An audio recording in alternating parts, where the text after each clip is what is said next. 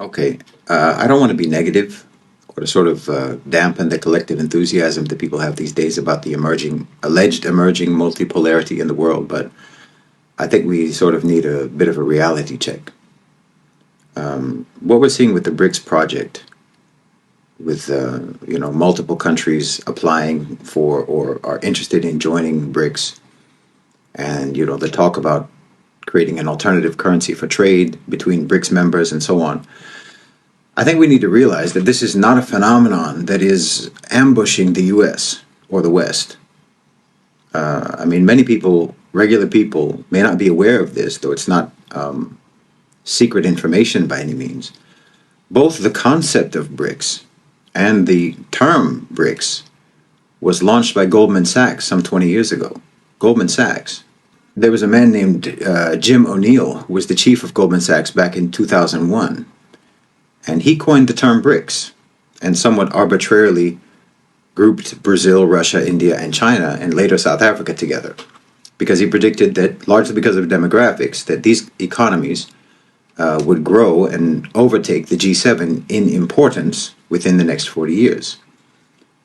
He believed that globalization could not sustainably continue to be American-dominated, because basically that was just too politically messy and too blatantly imperialistic.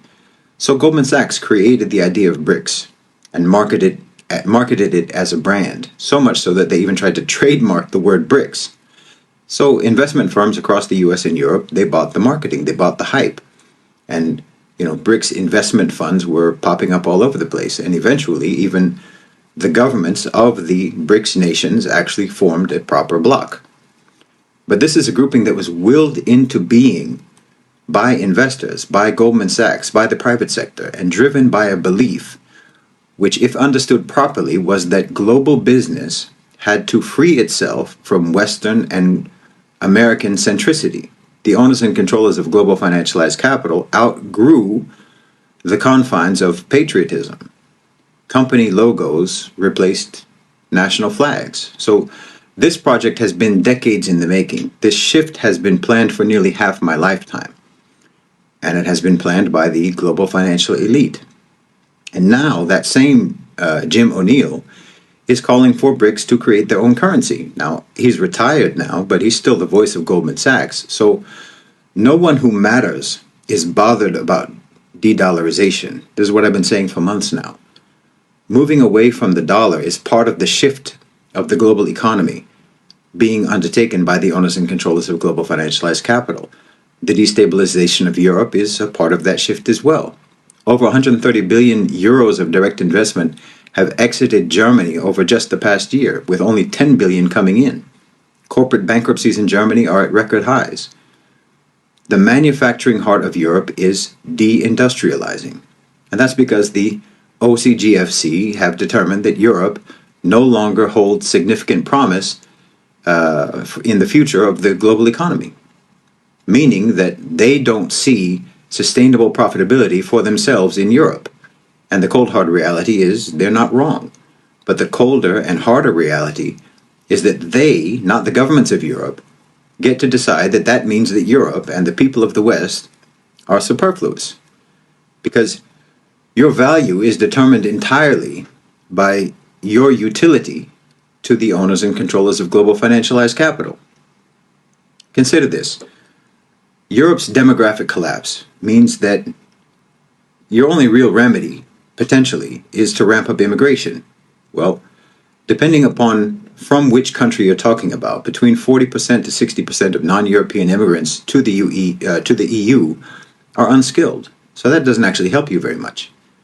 But in a way, it represents, instead of a knowledge transfer, an ignorance transfer from the global south to Europe, removing unskilled, unqualified people from the economies that the OCGFC are focusing on developing, unburdening those economies of their own superfluous citizens. Meanwhile, of course, the presence of immigrants also allows native Europeans to direct their hostility over their own redundance against foreigners, and conflict ensues. The OCGFC see all of you as insignificant.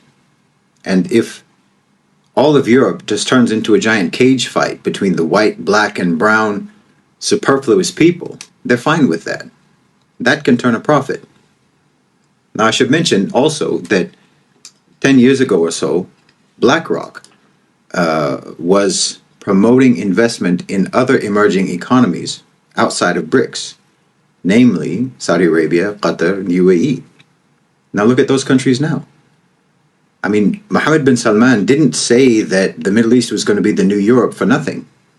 He consults with Goldman Sachs, he consults with BlackRock, he consults with the owners and controllers of global financialized capital. He knows what the plans are, and then he makes his own plans accordingly.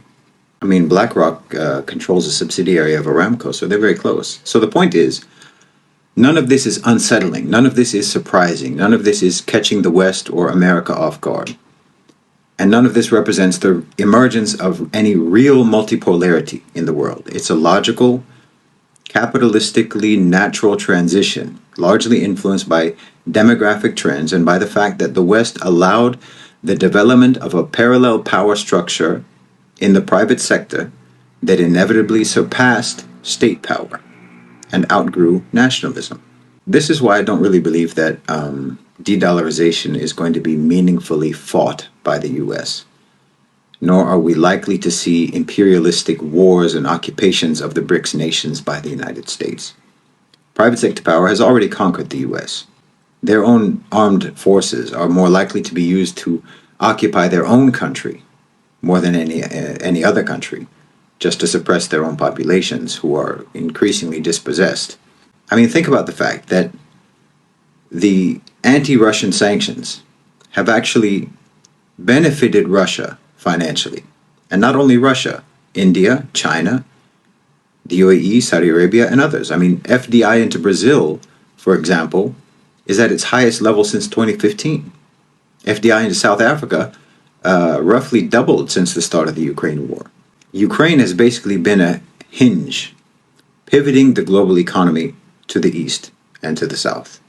Now, don't get me wrong. I'm not saying that this shift would not have happened without Goldman Sachs. Goldman Sachs and the owners and controllers of global financialized capital simply saw the writing on the wall and took action. They didn't cause the demographic collapse of Europe, but they saw it happening, and they were astute enough to anticipate the ramifications of that, and they came up with a plan B. And the B stands for BRICS.